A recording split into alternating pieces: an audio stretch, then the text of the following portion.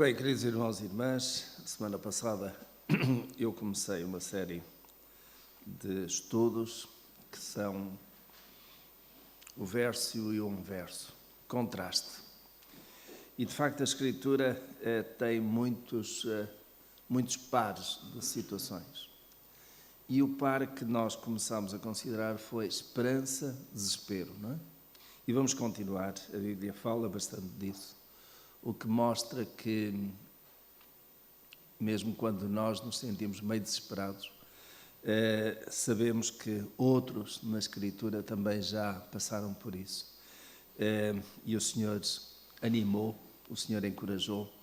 Aliás, são bem conhecidas algumas frases na Escritura de encorajamento, não é? Os irmãos lembram-se quando Josué recebeu das mãos de Moisés a liderança daquele povo. Ele disse: esforça-te e tem bom ânimo, e disse-o quantas vezes? Lembram-se? Primeiro capítulo de Josué, 4 vezes: esforça-te e tem bom ânimo, esforça-te e tem bom ânimo, esforça-te e tem bom ânimo. E depois os próprios também repetiram: esforça-te, os próprios judeus à volta dele: esforça-te e tem bom ânimo. Às vezes o nosso esforço deixa-nos desanimados, deixa-nos desencorajados. E por isso mesmo nós precisamos de bom ânimo. E o Senhor Jesus disse aos seus discípulos: o quê? No mundo tereis aflições, mas tendo bom ânimo, eu venci o mundo. E esta é de facto uma realidade que está constantemente em cada um de nós. Nuns mais sentida, mais forte, mais pesada, noutros mais leve, mas todos nós passamos por momentos de algum desânimo.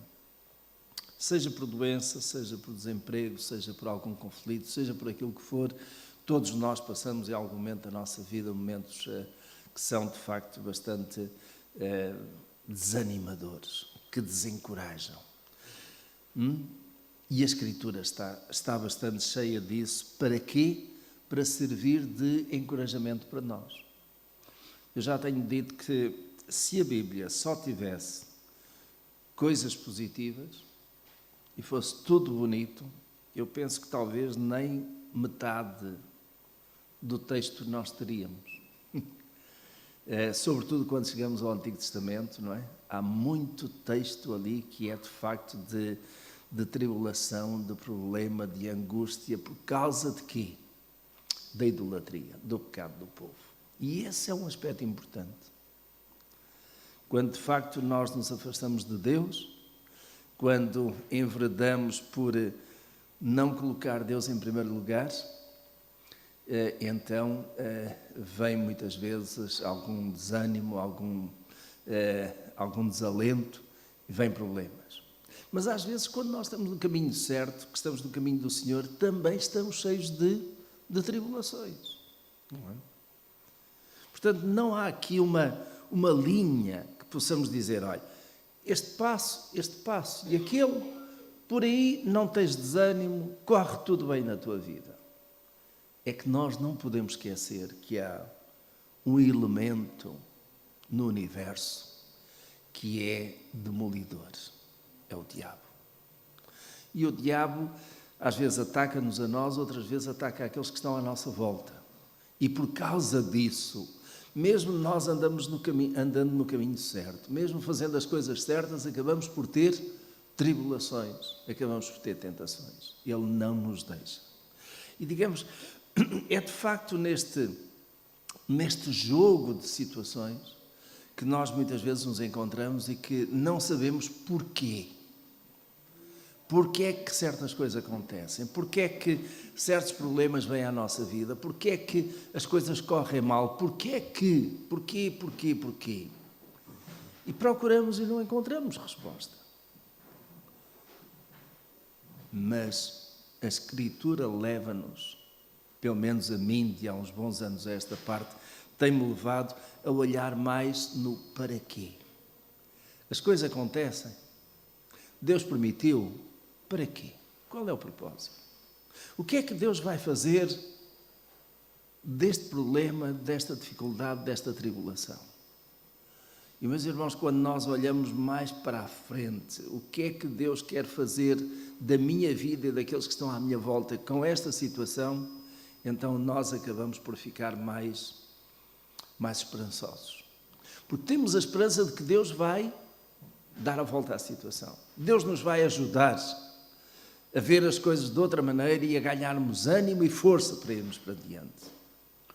É mais o para quê, o propósito, do que o porquê. Não quer dizer que o porquê não seja importante. Nós precisamos também de fazer alguma reflexão porque é que certas coisas aconteceram. Isto porquê? Para que não voltemos a cometer os mesmos erros. Mas o que está feito, feito está, meus irmãos. Não conseguimos alterar. Mas aquilo que está diante de nós, é isso que realmente importa a nós, de algum modo, buscarmos a direção do Senhor e deixar que Ele faça aquilo que nós não conseguimos fazer. Vamos ver, meus irmãos, então, alguns versículos, começando por Êxodo, e vamos ver alguns versículos de desânimo, desespero, de grande perturbação. Êxodo capítulo 6.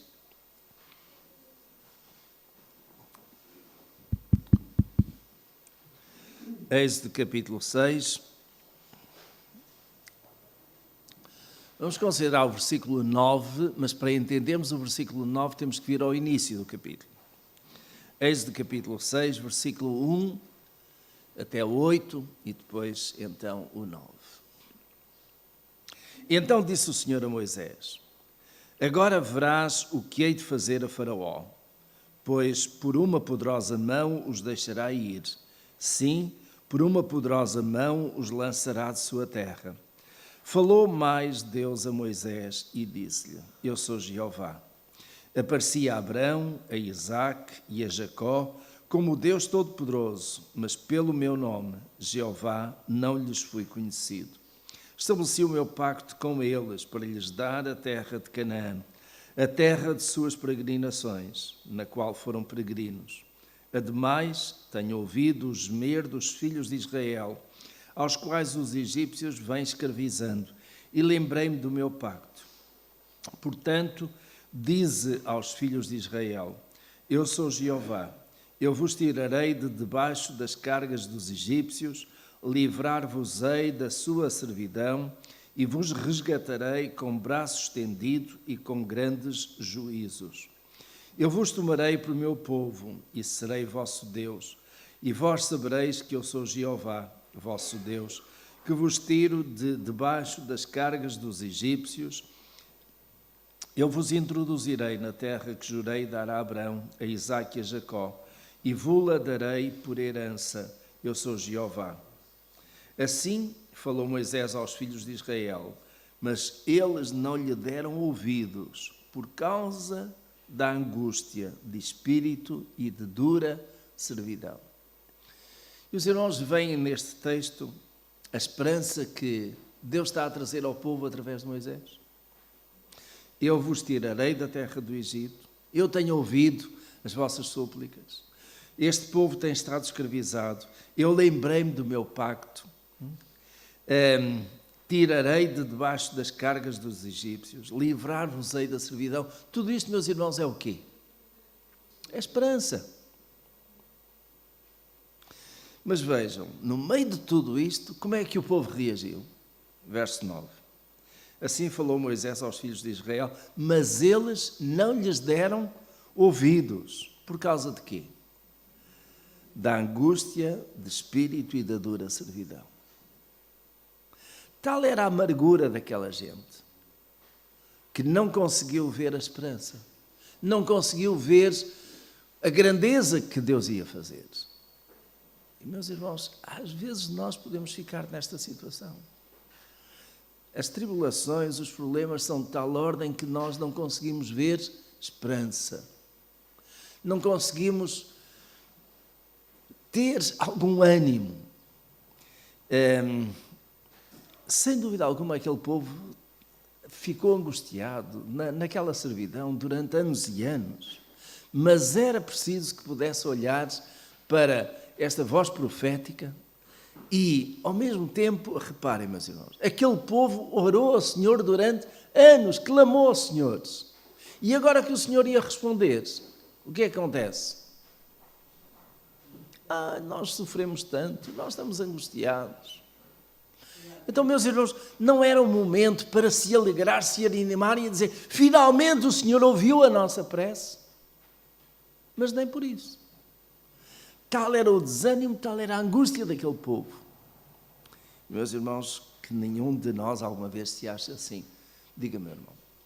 Não, eu estava a dizer que com estas promessas do Senhor, será que depois de tanto tempo, será que é mesmo verdade? Não é? Será que é mesmo verdade? Será que o Senhor nos vai livrar? Será que o Senhor vai responder à nossa oração? Tenho aqui outro versículo, aliás tenho vários, mas vamos ver aqui em Isaías capítulo 8.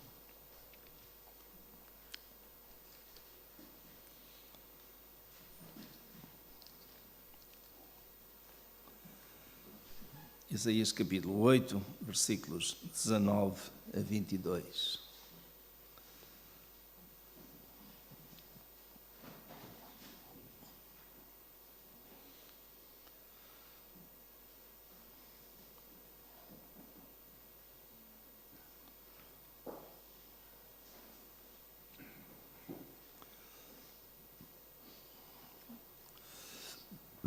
Só fazer o contexto, um breve contexto aqui. A Síria, que foi um império de grande peso, a Síria, Caldeia, Mesopotâmia, enfim, naquela região ali, viria e tomaria a terra. E há de facto aqui da parte do Senhor um aviso já para isso.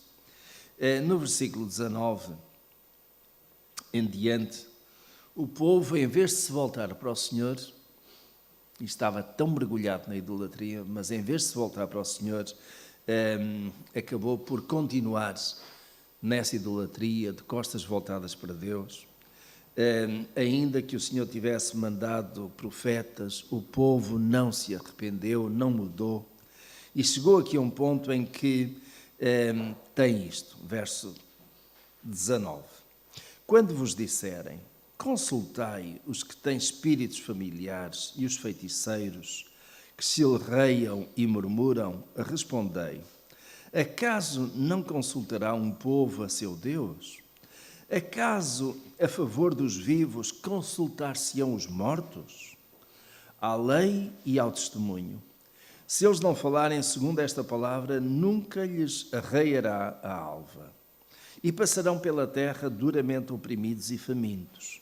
E tendo fome se agastarão, e amaldiçoarão o seu rei e o seu Deus, olhando para o céu em cima, e para a terra embaixo. E eis aí angústia e escuridão, tristeza da aflição, e para as trevas serão empurrados. E aquilo que é da parte do profeta, a palavra de Deus e o encorajamento é: será que não há entre vós alguém que pergunte que o Deus de um povo não deve ser consultado? Em vez do Deus do povo, vão-se consultar os feiticeiros, vai-se voltar para a idolatria, vão-se consultar os mortos. É isso que quereis? Não há ninguém no meio de vós que consiga pensar isto, não é? E o verso 20, aqui de uma forma muito, muito direta, diz: à lei e ao testemunho. Isto quer dizer o quê? Voltem-se para a lei de Deus, voltem-se para a lei que Deus já deu, voltem-se para o testemunho de quem? Dos profetas e daqueles que foram os pais fiéis antes de vós, como Abraão, Isaque, Jacó. Voltem-se para eles, vejam o exemplo deles, sigam aquilo que está na Escritura. E depois diz-se: se eles não falarem segundo esta palavra, nunca lhes arreiará a alva. Quer dizer, nunca conseguirão ter uma nova esperança. E viverão como? Na angústia. E reparem no final do verso 21. Aliás, verso 21, lendo, passarão pela terra duramente oprimidos e famintos. E tendo fome se agastarão, e amaldiçoarão o seu rei e o seu Deus. Olhando para o céu em cima e para a terra em baixo, e eis aí angústia e escuridão, tristeza de aflição, e para as trevas serão empurrados. Meus irmãos, eu tenho uma frase para isto: irão de mal a pior. Quando o povo não se volta para Deus e se volta para outros, feitiçaria, bruxaria, tudo mais, era a situação aqui. Então o povo ia de mal a pior. Estava oprimido e iria continuar mais oprimido, em grande aflição, até que o povo se voltasse para quem? Para o seu Deus. Não é? Este é, de facto, aqui um aspecto importante de alguém que já está tão mal, e em vez de se voltar para o Senhor, ainda vai mais fundo, não é? Eu tenho aqui outros versículos. Irmão Júlio, muito breve, está bem?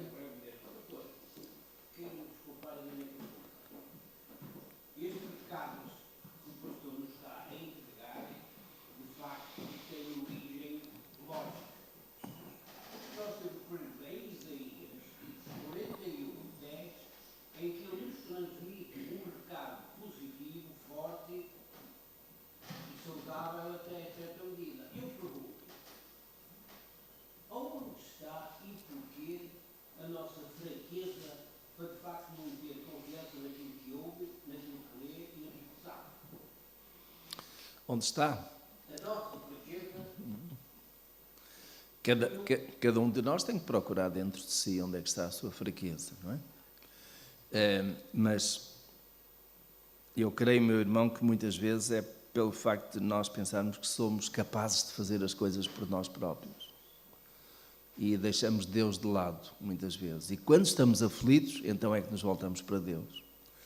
Mas nessa altura aí, aquilo que nós devemos fazer é pedir perdão a Deus por termos sido teimosos em querer fazer as coisas ao nosso modo e pedir que o Senhor nos dê uma nova oportunidade para fazermos as coisas bem feitas. Aliás, está muito neste contexto daquilo que eu falei aqui em Isaías capítulo 9. O povo estava mal. E em vez de consultar ao Senhor, em vez de se voltar para o Senhor e deixar a idolatria, ainda ia consultar o quê? Os feiticeiros, os bruxos, por aí fora. Ou seja, ia de mal a pior. Nós temos que, quando as coisas não estão bem na nossa vida, temos que fazer uma pausa, seja através de jejum, de oração, como for, e perguntar, senhores, olha, como o salmista dizia, Salmo 139, sonda-me, ó Deus, e prova o meu ser, vê se em mim há algum pecado. Então é isso, temos que, é cada um de nós com Deus, não é? E temos que, de facto, buscar o Senhor para que Ele nos mostre o que não está bem para mudarmos. Muito bem, vamos ver aqui uma situação mais grave ainda. 1 Samuel 31, verso 3, e eu depois vou-me virar para a esperança. Está bem, meus irmãos? Não que eu não tenha aqui mais versículos sobre desespero, desânimo, etc., mas quero dosear isto. 1 Samuel, capítulo 31. E os irmãos vão encontrar aí uma personagem que, de facto, marcou Israel. Para o mal, mas marcou. O personagem é esse, Saul. Neste final da vida de Saul e do relato deste primeiro livro do profeta Samuel, Saul, de facto, tentou durante 38 anos. Ele reinou durante 40 e durante 38 anos ele tentou desafiar ao Senhor e desafiou. Ele tentou matar quem? Davi. Logo ao fim de 2 anos, de facto, Deus considerou que o reinado de Davi já não tinha mais sentido. De Saul. Mas Deus foi deixando. Isto, meus irmãos, leva-nos a pensar. Deus ungiu Davi logo no início, comparado com os 40 anos. Mas ao fim de 2 anos do reinado de Saul, Deus ungiu Davi. Porque, de facto, Deus olhou para Saul e viu que ele não era um bom rei. Mas o que é curioso no meio de tudo isto, e não adianta o porquê, é preciso procurar o para quê, Deus manteve Saul no reino durante mais 38 anos. E durante aquele período aconteceram 2 coisas importantes. Uma é que Davi foi crescendo, se foi fortalecendo, foi-se mostrando, foi ganhando o povo. E o povo foi olhando para ele e ver que ele era, de facto, um líder capaz, mas também era um homem de Deus. E durante aquele tempo Deus foi preparando Davi. Mas, por outro lado, foi mostrando também como Saul era um homem mau e não era digno do reinado. E foi o primeiro rei de Israel.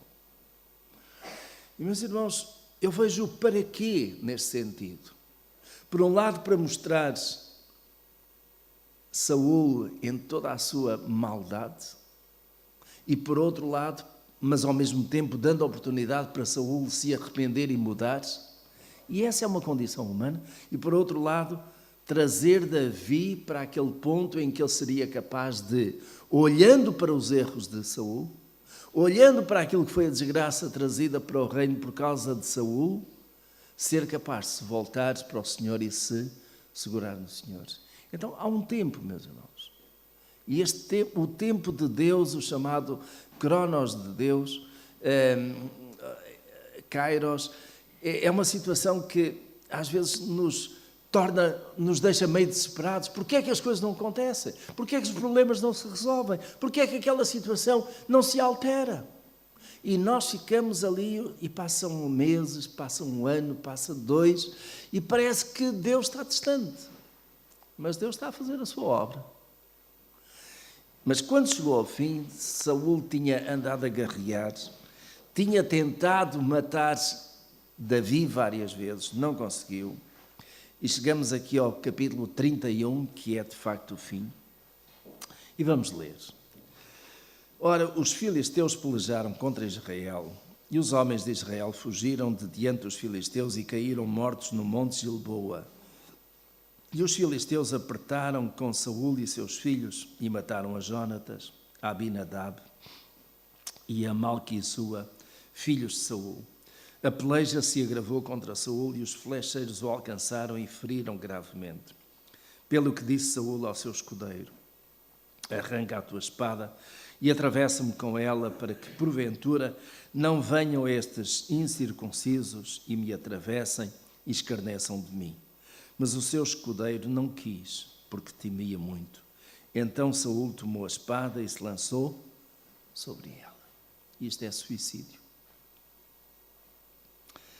É natural que se Saul não tivesse feito isto, que sofresse mais um bocado e depois, por causa dos seus ferimentos, acabasse por morrer. Mas Saul chegou àquele ponto de que, vejam, ele neste momento podia ter clamado a quem? A Deus. Foi. Coisa proibida por Deus. E que ele decretou também que não haveria. Vejam, meus irmãos, até à hora da morte Deus dá a oportunidade de mudança, de arrependimento. Mas Saul não aproveitou. E Saul preferiu, como muita gente pensa, eu estou cansado destas coisas, estou cansado disto, o melhor é ter-me à vida, que aí acabam-se todos os meus problemas. E eu digo, meus irmãos, não acabam os daqui, mas começam outros diante de Deus. O suicídio. Eu não encontro alguma porção da Escritura que aponte o suicídio como sendo alguma coisa que Deus aprova ou que aceita. E porquê? Porque suicídio é tirar-nos a nossa vida. E quem é que tem poder sobre a vida e a morte? É Deus. Não matarás. Até a ti próprio, exatamente. Então, meus irmãos, é preciso alguém estar muito desesperado para chegar a este ponto de suicídio. Alguém que considera que já não há mais nada a fazer. Nem sequer clamar a Deus e clamar pelo perdão de Deus. Agora, meus irmãos, para que não fiquem aí tão tristes, tão pesarosos, vamos virar a agulha, digamos, virar a página para o outro lado e olhar para palavras de esperança. E a Escritura tem muitas. O irmão Romualdo pediu a palavra?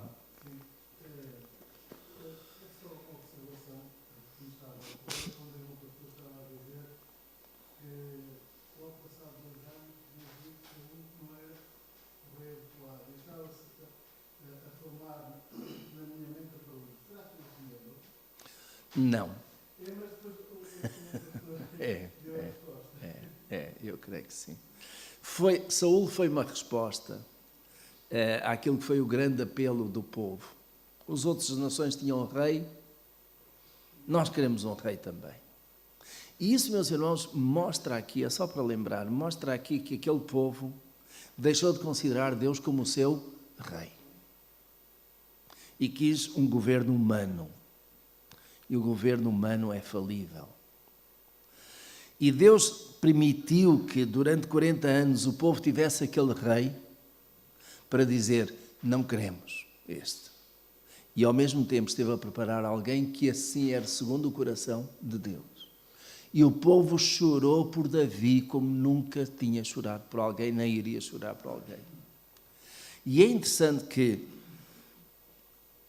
se os irmãos forem a Jerusalém, vão encontrar lá um lugar que é o túmulo de Davi, que é visitado. Jesus é chamado filho de Davi. Digamos, tudo aponta para Davi, porque Davi foi de facto um rei segundo o coração de Deus, um exemplo. Ainda que, e isto é importante, ainda que chegou a um ponto em que também pecou, também caiu. Isso só mostra que Davi, no fim de contas, era humano. E nós somos assim. E, meus irmãos, aquilo que a Escritura mostra é que, de facto, mesmo aqueles grandes homens e mulheres de Deus não foram perfeitos, não foram infalíveis. Não há simplesmente alguém infalível a não ser Deus. Mas ainda assim Deus os usou e Deus se glorificou nas suas vidas. E por isso mesmo, meus irmãos, há esperança para nós. Nós não somos perfeitos, pois não. Mas Deus que começou a boa obra em nós, como diz a Escritura, Ele quer continuá-la, quer levar até ao fim. Deus não desistiu de nós. Pense nisto, Deus não desistiu de si. Com todas as suas imperfeições, com todas as suas dúvidas, com tudo aquilo que são os seus problemas, Deus não desistiu de si. Ele tem esperança para si. Alguém pediu a palavra? Aí? Foi, irmã. Pois.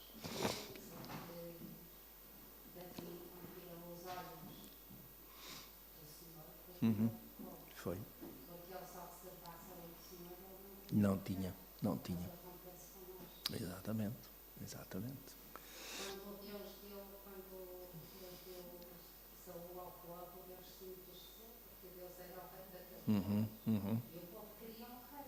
Não levava Deus em conta. Então Deus os entregou. Se não leva Deus em conta.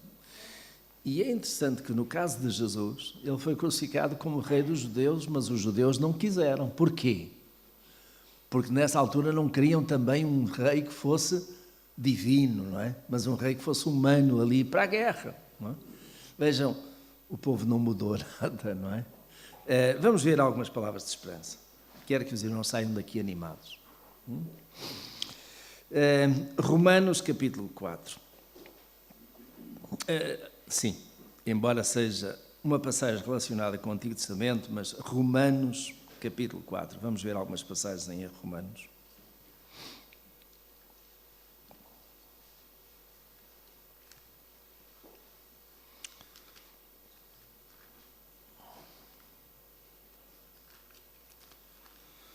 Romanos capítulo 4, versículo 18.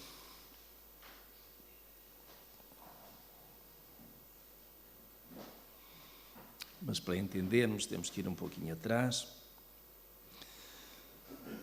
vamos ao versículo 16. Portanto, procede da fé o ser herdeiro, para que seja segundo a graça, a fim de que a promessa seja firme a toda a descendência. Não somente à que é da lei, mas também à que é da fé que teve Abrão, o qual é pai de todos nós. Como está escrito, por pai de muitas nações te constituí, perante aquele no qual creu, a saber, Deus, que vivifica os mortos e chama as coisas que não são como se já fossem, o qual, em esperança, creu contra a esperança, para que se tornasse pai de muitas nações, conforme o que lhe fora dito, assim será a tua descendência. Meus irmãos, eu gosto desta expressão. Em esperança, creu contra a esperança. E o que é que isso significa? O apóstolo Paulo é exímio no uso das palavras, não é? Mas contra a esperança, contra a corrente, contra aquilo que era o mais natural que acontecesse, ele creu. Creu em alguma coisa tremenda que haveria de acontecer. Ele creu no impossível.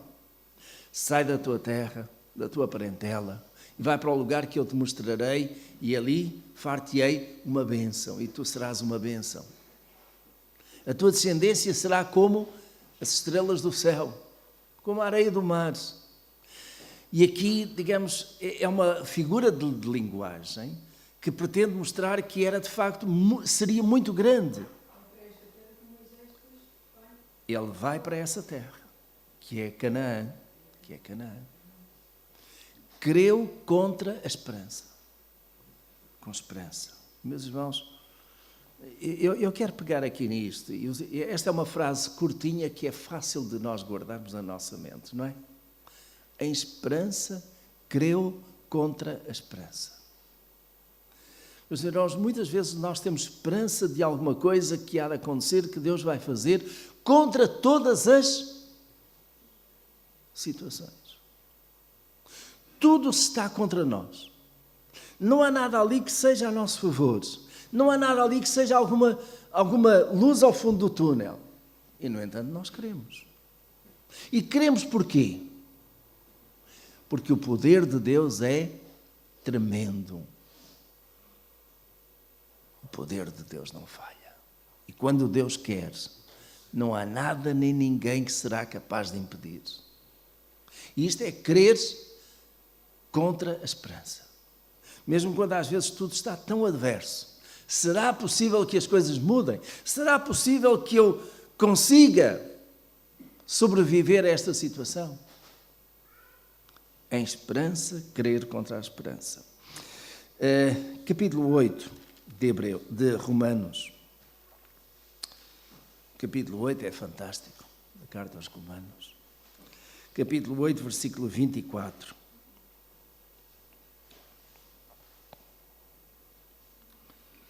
E tem uma frase curtinha também. O apóstolo Paulo às vezes escreve frases muito longas, mas aqui ele tem uma frase curta que diz assim: porque na esperança fomos salvos. Deixa-me fazer aqui uma pergunta. Algum irmão que está aqui não tem a certeza da salvação? Alguém? Mas como, se nós não vemos? Como, se nós não sabemos sequer o que há para além da morte? Nós queremos. A fé é isso mesmo, não é? A fé é isso mesmo. É crer naquilo que não se vê.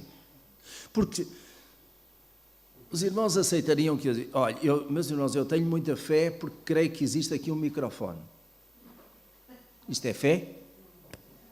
É só ter os olhos abertos ou pelo menos as mãos para apalpar. Fé não é olhar para aquilo que nós vemos. É olhar para aquilo que não se vê.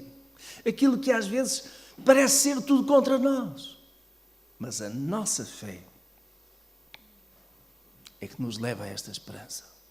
E a esperança leva-nos à salvação. Então, a esperança é um elemento salvador. Um pouquinho mais adiante, ainda em Romanos, capítulo 15, versículo 4. Romanos, capítulo 15, versículo 4.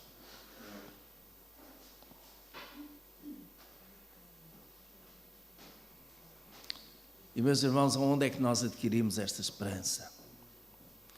Aonde é que está a fonte da nossa esperança? Porquanto tudo o que dantes foi escrito, para nosso ensino foi escrito, para que, pela constância e pela consolação provenientes das Escrituras, tenhamos esperança. A minha esperança, meus irmãos, é fundamentada naquilo que eu leio da Escritura. A minha esperança está exatamente naquilo que a palavra de Deus diz, não naquilo que qualquer homem ou mulher vem dizer. Eu creio naquilo que não vejo. A minha esperança está nisso. Mas eu creio porque ou com base em quê? Na palavra do Senhor. Porque, em primeiro lugar, eu reconheço que esta é a palavra do Senhor. E sendo a palavra do Senhor, ela é verdadeira e é fiel. Amém? E por causa disso, então, eu posso crer naquilo que lá está, naquilo que diz. Porque, meus irmãos, notem, não foi na palavra do Senhor que Abraão creu. Não a palavra escrita, mas a palavra oral que ele ouviu. É a palavra de Deus. E Deus fala de muitas maneiras. Tem falado de muitas maneiras, não é? Então, reparem isto. Porquanto tudo o que antes foi escrito, para nosso ensino foi escrito. Mas não só para ensino. Também para produzir o quê? Constância, consolação e, finalmente, esperança.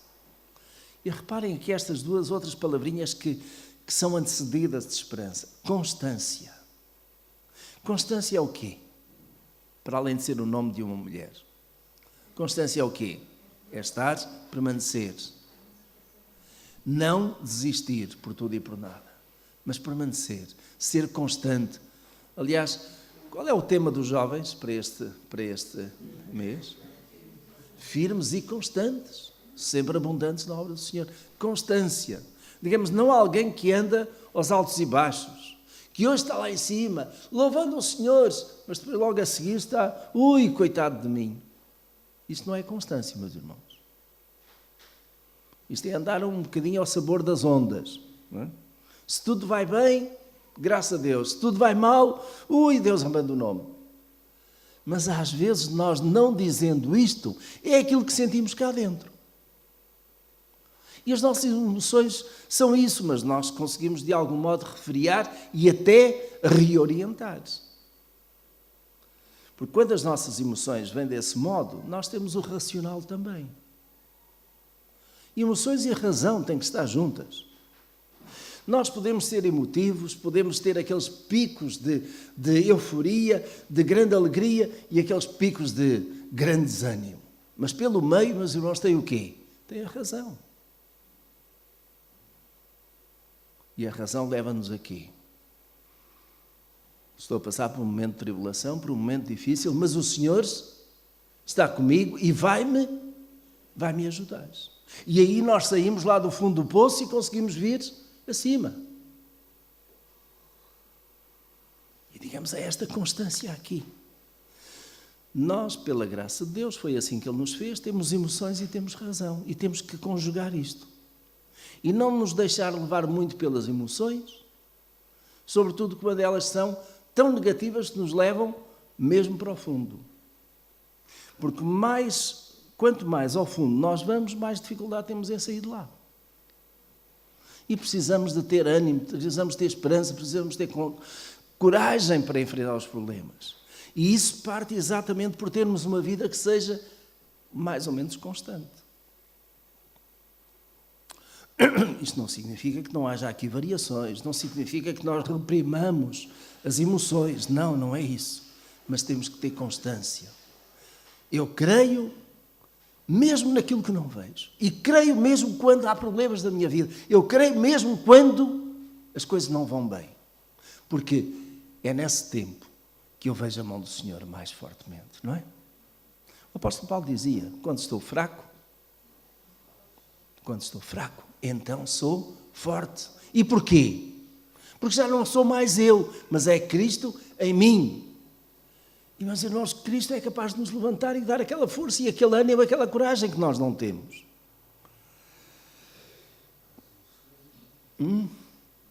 Diga, estou a ouvir assim um sussurro do irmão Samuel. Ah, eu sei em quem tenho querido. E estou bem certo que é poderoso para quê? Para guardar o meu tesouro. E qual é o meu tesouro, meus irmãos? É a nossa alma. É a nossa vida em Cristo, não é? Então, pela constância e pela consolação. E como nós precisamos da consolação, no meio das tragédias, no meio dos problemas. E então temos esperança. Um outro texto. 1 Pedro, capítulo 3, verso 15. E temos esperança que não é só para nós, é para quem? 1 Pedro, capítulo 3, versículo 15.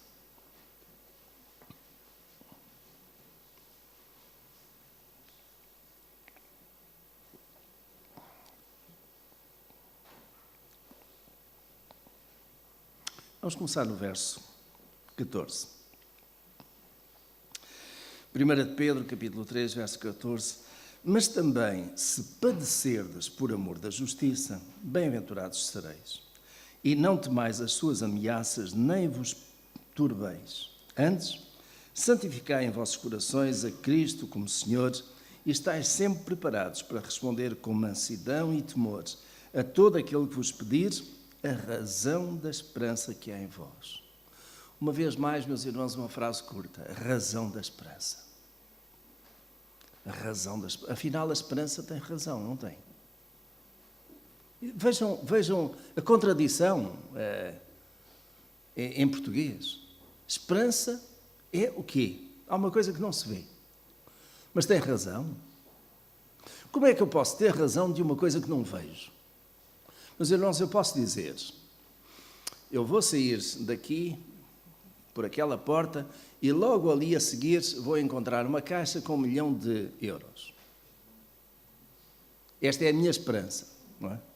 Mas isto tem razão de ser, só se alguém a deixar lá, não é? Algum ladrão que venha a fugir do banco e que deixou ali.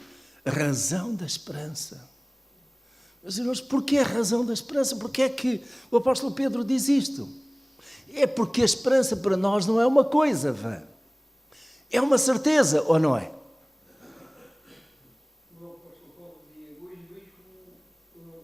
Como enigma. Mas depois verei face a face. Meus irmãos, nós temos esperança, uma esperança firme, inabalável. Uma esperança em algumas coisas que certamente vão acontecer. Nós não temos uma esperança certa em tudo. Mas há certos aspectos que nós temos esperança. E é uma esperança certa. Meus irmãos, vou dizer-vos o quê? Morte. Alguém tem dúvidas que vem acontecer? E depois disso? E depois disso? Porque aí muitos bloqueiam. E depois disso? Vida eterna.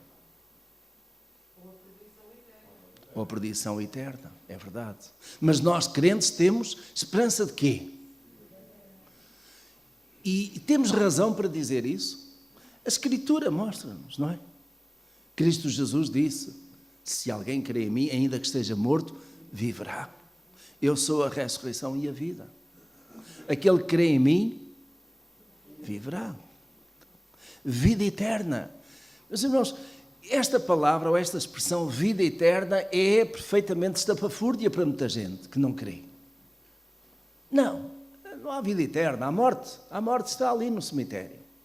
E alguns olham só para isso. Nós conseguimos ver além. E conseguimos ver além e, digamos, temos uma razão, não é, meus irmãos? Jesus Cristo morreu e ressuscitou.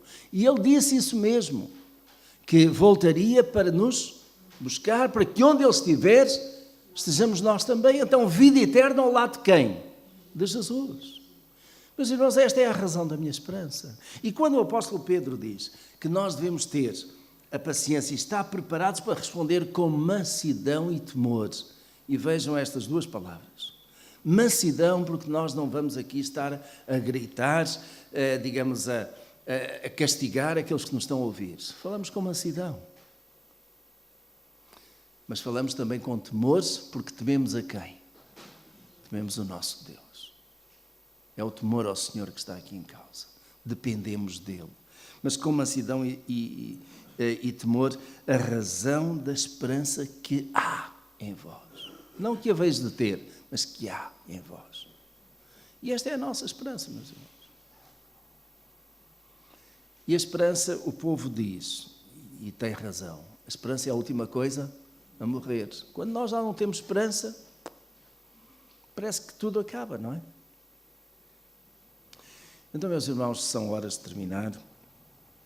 Eu tenho esperança que no próximo domingo nos encontremos aqui para continuarmos.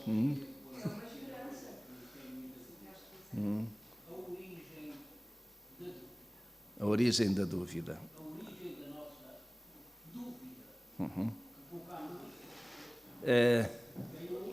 Tem uma origem, eu vou lhe dizer qual é. Nós não sabemos tudo. A origem da nossa dúvida é a incógnita, nós não sabemos tudo. Porque se eu soubesse tudo, não tinha dúvidas. Não é? Até Pedro duvidou. Não é? Até Pedro duvidou. Nós somos feitos à imagem de... À imagem e semelhança de Deus. E, portanto, é natural que nós que agora não temos esse conhecimento de Deus, temos dúvidas. E é legítimo ter dúvidas. Mas quando as dúvidas são esclarecidas, já não é legítimo continuar a duvidar. Nem é legítimo não obedecer.